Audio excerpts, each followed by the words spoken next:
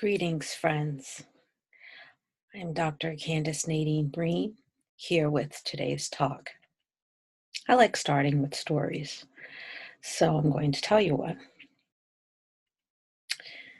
A young woman, most of my stories begin with women, but we'll get men in there too. A young woman had a lot of friends. She was very popular in school and growing up. They all lived in the same neighborhood. They knew one another's families. And they were really good friends. Some went to college, some didn't.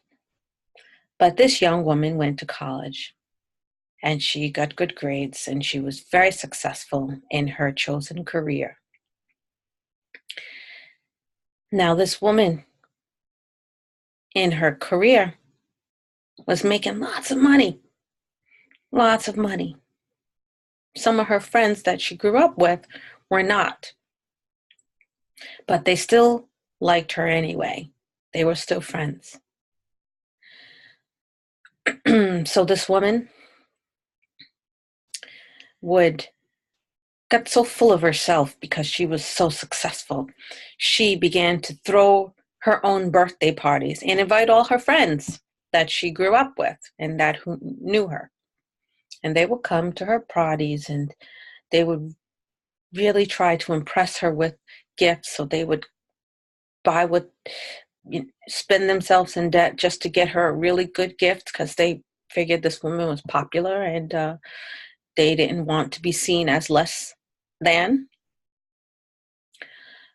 And they'd show up at these parties that their very successful friend was throwing in her own honor.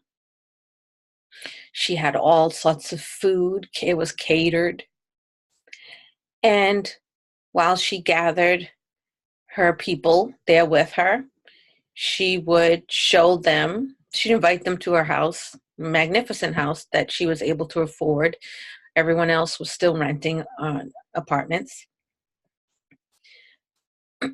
She would show off her house to all her friends. She'd have dinners and parties at her house, showing off her latest expensive purchase. She liked attention, this very successful young woman. And she did this constantly, so that after a while, the friends that she grew up with, the friends that she knew, were beginning to feel bad about themselves. And so they would develop excuses for not coming. And some managed to get out of it. They managed not to show up to her parties. But they paid for it afterwards because she would call them and say, "You missed a really good party. How could you not come? We've been friends for 15 years. And you didn't even think to come. We're friends." So after the guilt trip, of course, the next party or engagement that this woman, successful woman, would throw, it would make sure that whomever missed the last one would be in attendance to the next one, see. And it went on like this for a while. The woman with having all this money, buying very expensive things, inviting her friends to come to my party. It's all about me. After a while, this woman met a man who came from a very wealthy family. And by this time, the successful woman was hiding the fact that she had spent herself into debt. But she had credit cards. And she wanted to impress this young fellow that she met. So she became a person that she wasn't. She started to take up tennis lessons and wear fancy tennis outfits, buy herself a racket, take lessons, so she could play tennis with his mother and impress her.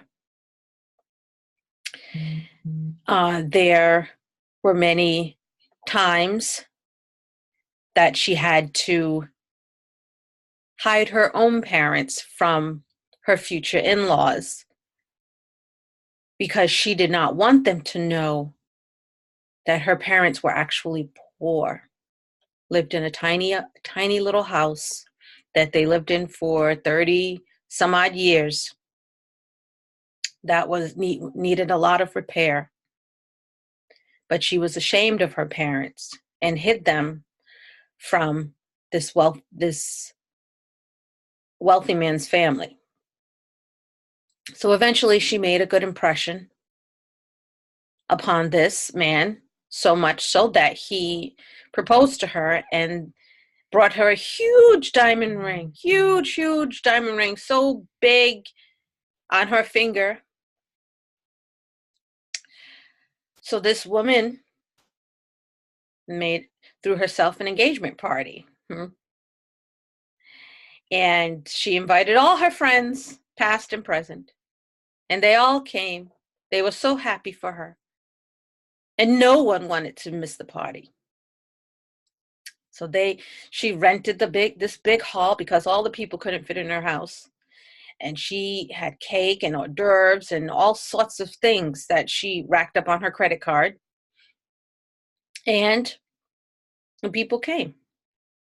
And when these people came, they oohed and awed over her humongous engagement ring. And she bragged about the price to them, which was very expensive. Little did she know that her fiancé was not what he was cut out to be. But she didn't know that. She didn't know that. They had a big, lavish, fancy wedding. All the friends came. Even the friends who were beginning to feel bad about themselves. She started to brag about how much her wedding dress cost, how much her ring cost, how much money they spent in total on the parties celebrating their upcoming marriage. And this went on. Now, after this woman got married, she learned very quickly that her husband had no money. In fact, his parents had the money, and they were not going to give him any because he was an alcoholic and very irresponsible.